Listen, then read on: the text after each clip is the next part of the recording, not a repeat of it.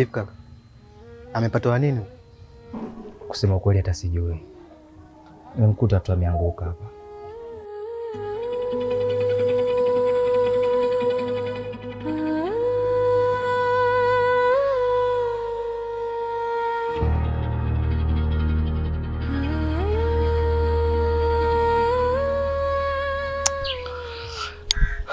Jamani, huyu mtu tayari ameshafariki.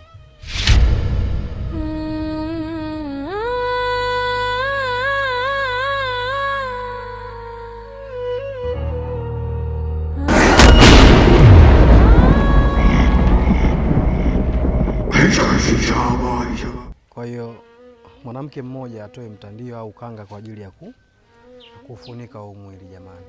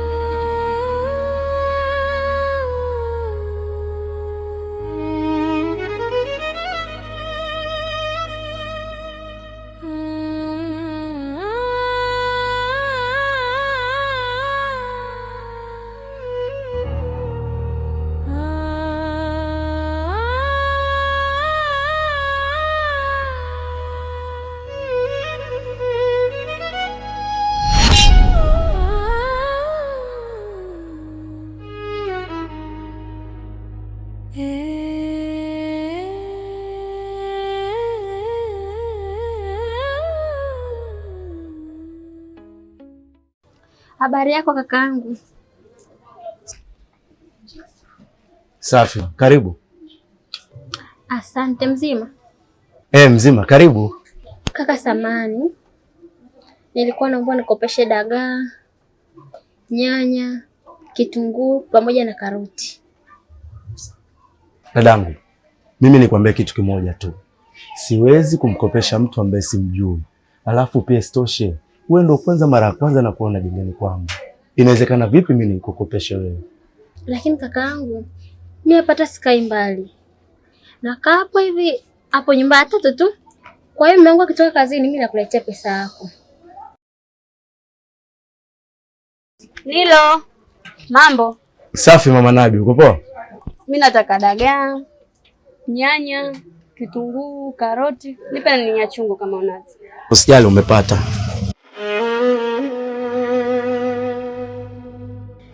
Fanya haraka niende msibani. Niwahi kupika niondoke msibani. Msiba? Msiba nani tena? Wewe hujui? Mwandola kafariki. Mama Nabi, unataka kuniambia Mwandola amefariki? Mwandola huyo unamjua wewe. Nimekutana na watu huko wamezunguka. Nikasema ngoja niangalie nakutana na Mwandola. Na hapa unavyoambiwa msiba uko kwao hapa. Ndio maana nataka nipike chapo. Nipikilie yeye familia yangu niwahi msibani. Mama Nabi, hemu acha matani yako basi.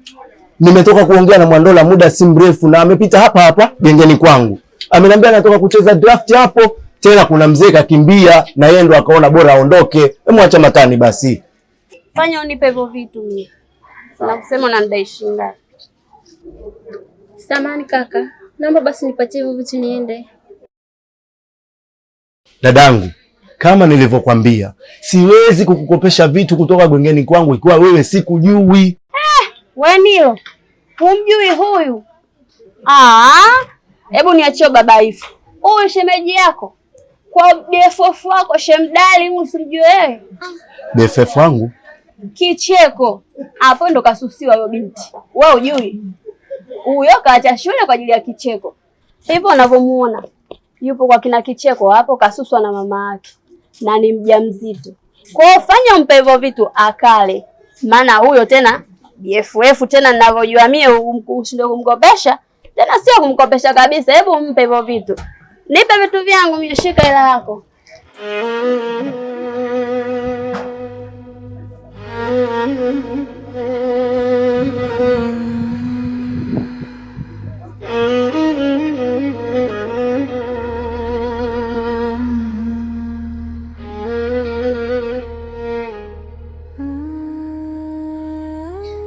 kaka, kwa jinsi nilivyomwona yule jamaa pale chini, nesi hajafa kabisa. We, unamaanisha nini kusema kitu kama hicho? Yule jamaa hajafa. Kwa jinsi nilivyomtazama, nimeona hajafa kabisa, ila kuna jambo linaendelea. Yaani yule ndo tayari pale ameshakufa. Kilichobakia hapa sasa hivi tujiandae tu, ili mradi kesho tuende msibani tumstiri mwenzetu. Hakuna kitu kingine pale. Labda nikuulize, unajua kifo chake kimesababishwa na nini? Yule amekutwa tu ndo kama vile ameanguka, na vifo kama hivi vipo, sio kila mmoja mpaka aumwe ndo aje kufa. Wengine wanakufa ghafla tu. Yani usishangae kabisa, yani kwamba mtu akifa ghafla. Ni vitu ambavyo vipo. Mungu anapoamua lake muda wote, saa yoyote anakuchukua. Hilo ndo tatizo. Na kwa jinsi nilivyomwangalia mimi na macho yangu, yule hajafa. Ukiwa na maana gani? Kwa macho yangu mimi ya nyama nimeona kabisa yule jamaa hajafa. Na kwa vile tu wewe una macho ya nyama, ndio maana umeshindwa kuona. Yaani nilitulia hapa na kusikiliza kwa makini, nikajua una akili timamu. Unajua wewe ni upuzi unaoletea. Na mambo mengi sana ya kufanya na kusikiliza mpumbavu kama wewe. Shamba kweli ya mtoto.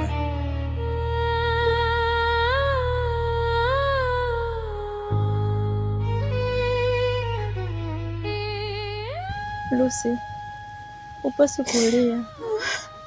Tambua ni mke wa mtu Lucy. Jamii itakuchukuliaje wakija kujua unatoka na Mwandola, na mume wakipata taarifa ya kwamba ulikuwa unatoka na Mwandola? Lucy, taribu ndoa yako. Lucy, nyamaza. Haujui unapitia maumivu kiasi gani.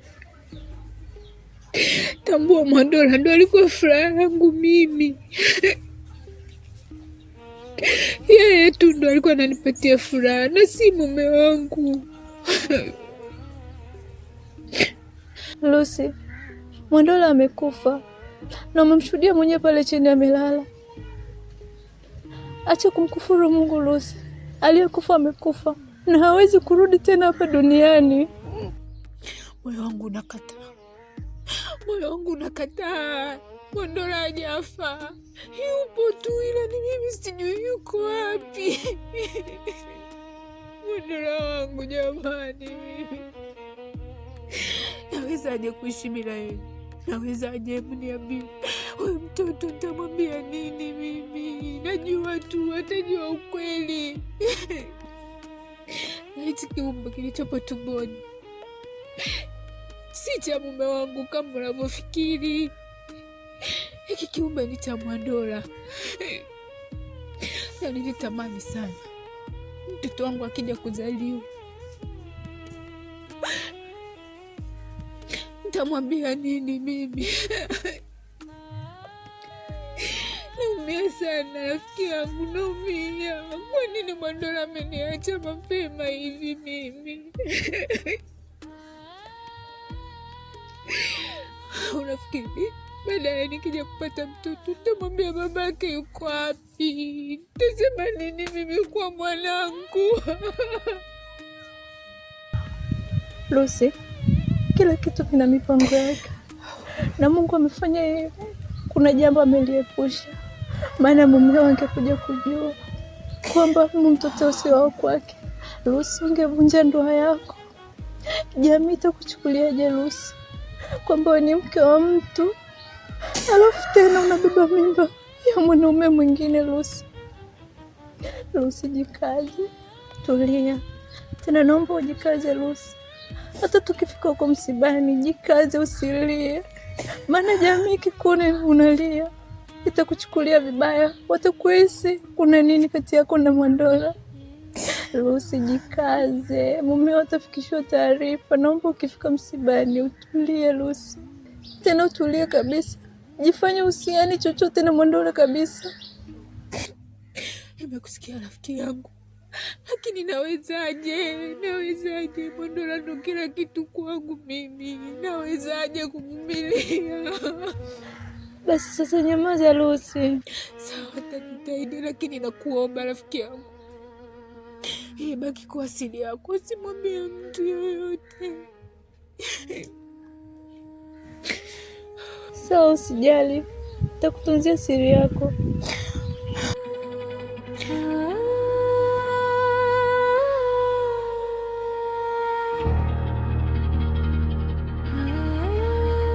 Dada,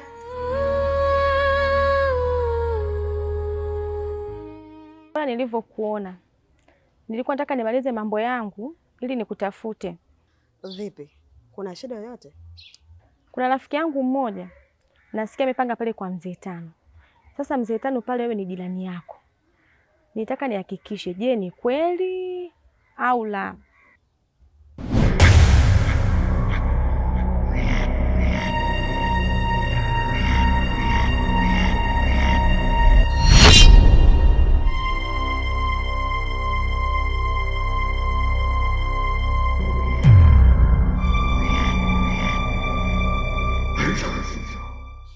Habari jirani.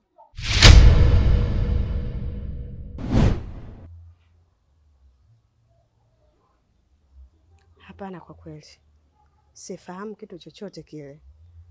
Hapa unaponiona penyewe, nimetoka hapo, kuna msiba umetokea. Msibani? Msiba wa nani tena? Ina maana hujasikia kuwa Mwandola amefariki? Mwandola amefariki? Amekutwa na nini tena Mwandola? Sijui chochote kile, ila alikutwa tu njiani amefariki. Haya, mimi nataka kukuulizia tu kuhusu hilo la rafiki yangu. Kuhusu hilo sijui kwa kweli, maana hapo unaponiona narudi nyumbani ili kwenda kujiandaa kurudi msibani, kwenda kuwafariji wafiwa. Basi sawa, ngoja na mimi nikajiandae, nitawakuta msibani. Sawa.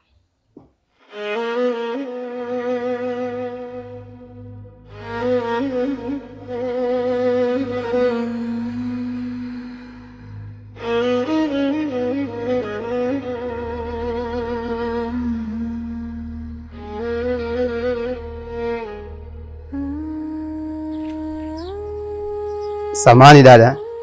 Bila samahani. Nilikuwa namuulizia kaka fulani hivi, anaitwa Kicheko. Ni bubu hivi, yani aweze kuongea vizuri. Si utakuwa unamfahamu au labda ukajua nyumba gani anaishi mitaa hii. Samahani sana. Kicheko? Ndio. Na huyo Kicheko una shida gani naye? Kuna mtu mmoja nilikuwa na shida naye sana kumuona. Sasa kwenye kuulizia nikaambiwa nimtafute Kicheko, maana yeye ndo anajuana naye huyo mtu. Nikimpata tu Kicheko basi atanipeleka paka kwake. Na kuomba dadangu nisaidie, maana na shida sana na huyo mtu. Lakini sio kwa ubaya. Sio kwa ubaya dadangu, ni jambo la heri tu na wasi la shari. Naomba nisaidie dadangu. Na tu Kicheko, mimi nitashukuru Mwenyezi Mungu. Basi sawa. Mimi hapo unavyoniona ndo mke wa Kicheko. Ndio maana kwanza nikatanguliza sio kwa ubaya. Lakini mimi nilivyotoka nyumbani sikumwacha. Na kwa muda huu hapa ndo narudi nyumbani. Labda tuongozane mpaka nyumbani, uenda tukamkuta amerudi. Kumbe shemu. Basi sawa shemeji yangu, naomba nisaidie bwana. Haya sawa, basi twende. Sawa.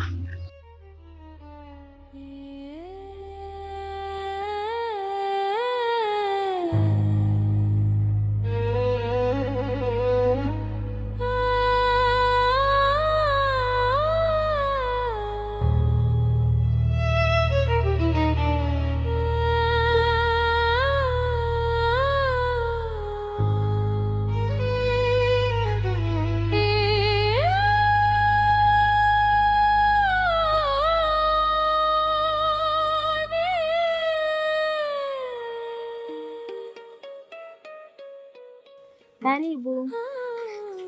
Shemeji huyo. Shemeji, umerudi? Ni afadhali umerudi shemeji, maana nilikuwa napima joto hapa la ugali, naona kabisa unaelekea kupoa. na kama unavyojua ugali ukipoa unavaa koti na unakuwa mgumu kweli kweli. Vipi lakini huko ulipokwenda umefanikiwa? Shemeji, kwa kweli sijafanikiwa. Imekuwa vigumu kwa sababu yule muuza genge anifahamu mimi. Shakuwa changamoto hii sasa. Lakini shemeji, mbona nahisi kama hujaja peke yako? Naona kama kuna mtu umeongozana naye. Ni nani? Ndiyo, nimekuja na mgeni, ila ni mgeni wake Kicheko. Kicheko bado hajarudi. Habari za muda huu kiongozi? Salama. Lakini mbona kama sauti yako naifahamu? Kama kuna mahali vile tushakutana. Ya, ni kweli. Ni kweli. Mimi ni yule jamaa ambaye tulipishana pale muda ule njiani pale, mlikuwa mpo wawili. Kuna binti mmoja nilikuwa namuulizia. Kumbe ni wewe. Hapo nimekukumbuka. Na kwa bahati nzuri mimi tayari nimeshamfahamu wewe ambaye unamtafuta. Anaitwa Sara, si ndivyo? Ya, ndio huyo. Vipi? Umeshamfahamu tayari? Anapatikana wapi? Napajua mpaka anapokaa. Sasa naweza nikakuelekeza, ila sio bure. Lazima utoe chochote kitu. Yaani kiongozi, labda tu nikutoe hofu. Kuhusiana swala la pesa kwangu mimi, hilo halina shida kabisa yani. Yaani kama utaweza kunipeleka napoishi Sara na nikapajua na nikaona naye, mimi nakupatia pesa kiasi chochote kile ambacho unachokihitaji. Samani, naomba sana unipeleke unapojua napoishi. Bwana kaka, msaada wangu mimi nadhani unatosha kabisa kukuelekeza. Ila sio kukupeleka. Kukupeleka hiyo ngumu kaka. Mimi nafikiri haitakuwa vyema wewe ukinielekeza. Ni vyema zaidi ungenipeleka sehemu ambapo anapoishi. Hiyo itanisaidia mimi, maana mimi huku ni mgeni. Ndio mara yangu ya kwanza kufika huku. Kwa sipafahamu sehemu yoyote ile. Nakuwa na bahatisha tu. Lakini kama utakuwa unanipeleka wewe sehemu ambapo anapoishi, utanisaidia sana. Nakuomba kiongozi wangu, naomba unipeleke. Mimi nitakupa pesa kiasi chochote kinachokitaji wewe. Nisaidie kwa hilo tu. Ni pagumu hapo. Ila kwa kuwa kuna swala la hela mbele, acha tu nijitoe kimasomaso. Liwalo na liwe. Mimi nitakupeleka usijali. Ila zingatia makubaliano yetu. Shemeji, acha nimpeleke mgeni kwa mwenyeji wake. Kisha nitarudi. Nadhani nikisharudi huko mambo yatakuwa mazuri kabisa. Tunaweza tukanunua kuku leo. Kwa hiyo yani nikirudi hapa ni mikaangizo tu chwa. Lakini shemeji, wakati niko pale gengeni nilisikia kama kuna msiba vile. Msiba wa nani tena? Walisema kwamba kuna kijana mmoja anaitwa Mwandola.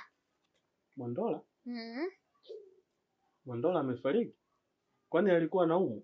Hapana, wanasema tu ameanguka ghafla. Ila sawa shemeji. Acha mimi nimpeleke huyo mgeni. Afu nitarudi utanielezea vizuri kuhusu hilo swala. Sawa shemeji. Bwana kaka, tunaweza tukaenda.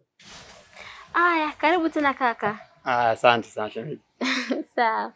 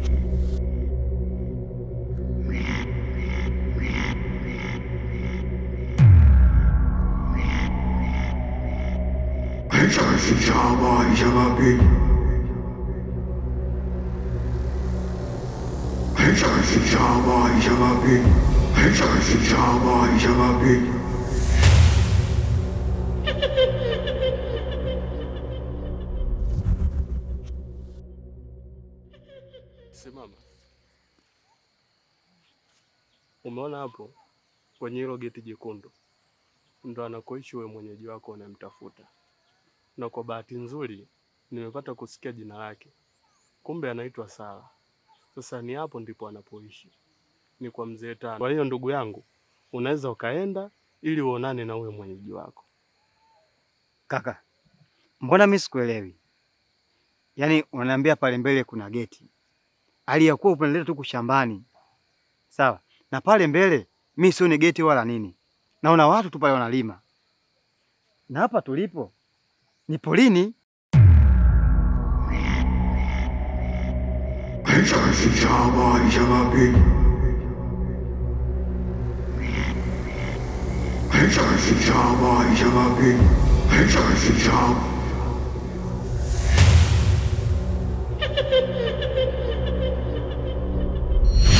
Ujue wewe unataka kunivuruga, unataka unichanganye.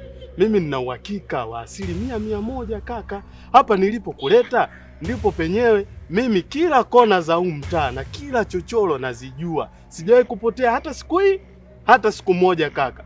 Au itakuwa na wewe umeanza kupoteza uwezo wako wa kuona kama ilivyokuwa mimi. Hebu ngoja tufanye test kwanza kidogo. Hapa kulia kwako unaona nini?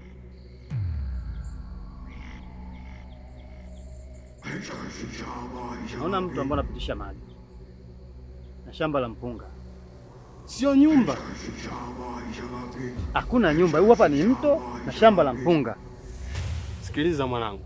Ujue wewe mimi nishakusoma tangu muda. Wewe Mswahili mwanangu. Hapo nataka kuniletea Uswahili unipige kiasi ambacho tumekubaliana cha mimi kukuleta hapa. Ndivyo unavyotaka. Kwa sababu mimi napaelewa fika hapa nilipokuleta ndipo kwenyewe ndiko anapopatikana huyo Sara wako ni hapa kaka. Sasa ukiniambia hapa sipo unanipa mashaka na nishajua mchezo wako. Wewe unataka kunizunguka. Unataka tuondoke hapa then wewe ugeuke urudi uje kwa sababu nishakuonyesha eneo unataka kunidhulumu pesa yangu. Oya. Oya. Mimi sizulumiki mwanangu. Usinichukulie kihivyo, mimi sio baridi mwanangu. Kaka, kama umeshindwa kunisaidia, ni bora ungeniambia. Au laiti kama unataka kunisaidia, ungeniambia kule njiani, bwana mimi sitaki kukusaidia. Lakini sio kunizuisha kama hivi. Umenitoa kule umeleta huko polini. Nakwambiaje? Pale mbele hakuna geti. Sasa unaposema tu pale kuna geti, liko wapi geti pale? Na pale wanalima vijana pale watatu pale wanalima. Sasa geti pale liko wapi? Em kwa serious bwana, sawa? Nisikilize kwa makini sana. Kama hela mimi nitakuongezea. Ila naomba unipeleke kwa mpenzi wangu alipo. Sawa? Nipeleke kwa nyumba ambapo mpenzi wangu mimi anaishi. Mimi toka asubuhi hapa naponiona mimi hapa nahangaika kumtafuta mpenzi wangu. Na wala sijui sehemu gani alipo. Simu zangu ashiki. Bwana kidogo angeshika simu zangu nikisema yes, najua hapa kumpatia simu gani. Ndio maana nikaja kwako wewe. Naomba nisaidie basi. Na hapa tulipo hakuna nyumba hata moja, hapa ni polini. Huku kulia kwangu kuna mto, kuna mpunga. Tena unapitisha maji ndisa? Na huku mbele kuna poli. Na hapa tulipo kuna nyumba hata moja. Sasa unaposema pale mbele kuna sijui geti, si kuna nyumba, si kwa mzee Tano, si kwa mzee. Mimi mzee Tano simfahamu. Sawa. Ninachotaka mimi hapa uniambie, mpenzi wangu anakaa nyumba gani? Mimi nina shida naye. Toka asubuhi unaponiambia mimi namtafuta yeye. Sasa unaponiambia tu pale kuna geti, sijui hapa si kuna nyumba, sijui hapa kuna, mimi sikuelewi kama. Kama umeshindwa kunisaidia, ni bora ungeniambia. Sikusaidii. Na nishakwambia nakupatia pesa yako. Yaani mimi nikifanikiwa tu kumwona mpenzi wangu nakupatia pesa. Kaka, sio kweli. Siwezi kufika eneo kama hilo. Kaka, hapa ndipo anapopatikana.